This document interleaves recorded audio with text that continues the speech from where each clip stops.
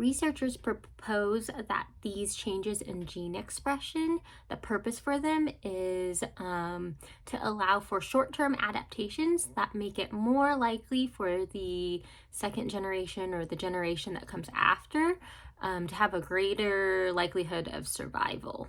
When trauma becomes decontextualized, or we do not have a framework where we understand that these behaviors, these responses are trauma responses, that is where you can start to pathologize or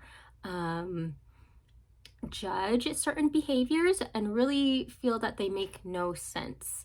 Intergenerational trauma responses can also look like a tendency to overwork, a tendency to very much focus on the future and prepare for the worst, as well as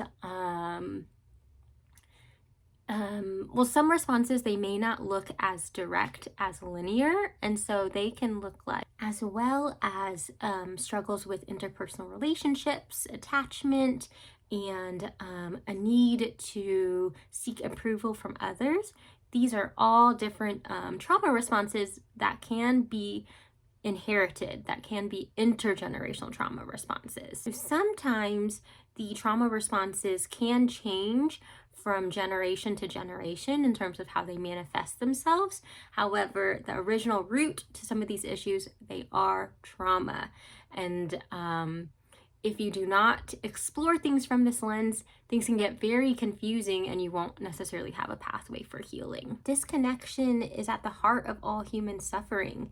Like I mentioned before, disconnection and trauma can make it very difficult to maintain relationships.